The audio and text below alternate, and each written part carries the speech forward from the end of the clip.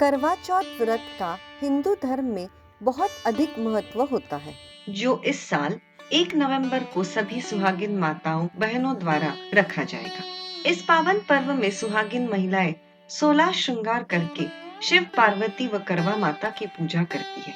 शास्त्रों के अनुसार इस दिन पूजा करने के साथ ही कथा का पाठ अवश्य करना चाहिए, तभी व्रत पूर्ण माना जाता है। देश के अलग अलग हिस्सों में करवा चौथ व्रत की 2 कथाएं सबसे ज्यादा प्रचलित है, जिसमें से पहली करवा चौथ कथा के बारे में हमने पहले भाग में जाना।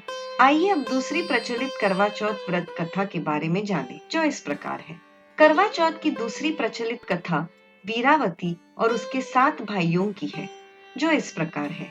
प्राचीन काल में इंद्रप्रस्थ में वेद शर्मा नामक एक विद्वान ब्राह्मण रहता था। उसकी पत्नी का नाम लीलावती था और उनके 7 पुत्र और वीरावती नाम की एक पुत्री थी।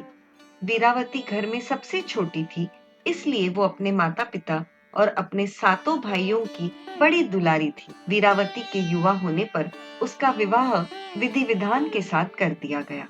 जब कार्तिक कृष्ण चतुर्थी आई तो वीरावती ने अपनी भाभियों के साथ बड़े प्रेम से पहली बार करवा चौथ का व्रत रखा, लेकिन भूख प्यास से वह चंद्रोदय के पूर्व ही बेहोश हो गई।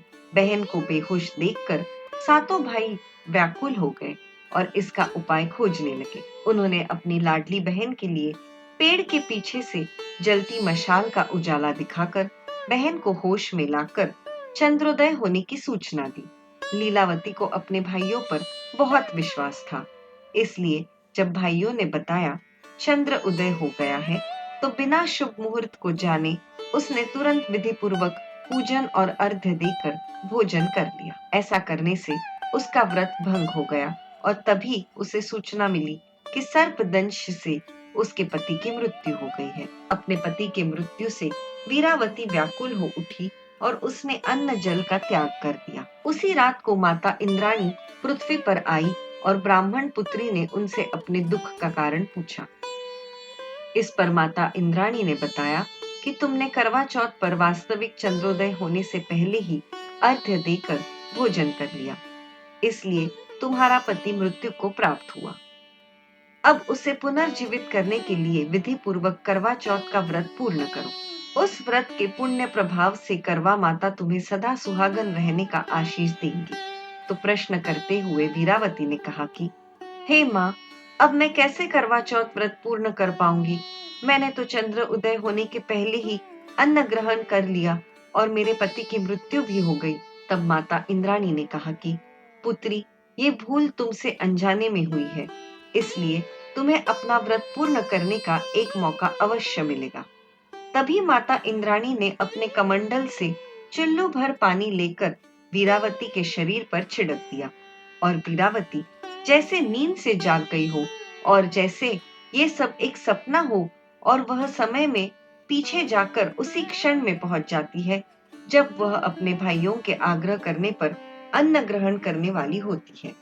तभी उसे माता इंद्राणी और सारी बातों का स्मरण होता है और वह अपने भाइयों से कहती है, नहीं नहीं, मुझे ज्ञात है कि अभी चंद्रोदय नहीं हुआ है, मैं अभी अन्न नहीं ग्रहण करूंगी। मुझे ये भी ज्ञात है कि मैं और समय तक भूखी प्यासी न बैठी रहूं, इसलिए आप लोग मेरी चिंता बस मुझे बहलाने के लिए ये कह रहे हैं, किंतु मुझे माता इंद्राणी की कृपा से सब स्मरण हो गया है। मैं चंद्रोदय होने का इंतजार करूंगी और पूर्ण श्रद्धा के साथ इस व्रत का पालन करूंगी। फिर वीरावती ने अपने भाइयों द्वारा बार बार आग्रह करने पर भी अन्न ग्रहण नहीं किया। फिर कुछ समय बाद चंद्र उदय हो गया और फिर उसने पूरे विधि विधान पूर्वक व्रत का पालन कर अपना व्रत पूर्ण किया और तभी वीरावती का पति उसके समक्ष आकर खड़ा हो गया, जिसे देखकर वीरावती अति प्रसन्न हुई। इसके बाद वीरावती हर साल करवा चौथ पर पूरे विधि विधान से व्रत रखने लगी और अपने पति के साथ वैवाहिक सुख भोगने लगी और समय के साथ उसे पुत्र, धन, धान्य और पति के दीर्घायु होने का लाभ मिला। साथ ही करवा चौथ व्रत के पुण्य प्रताप से वह आजीवन सुहागन रही तथा उसे अंत में मोक्ष की प्राप्ति हुई।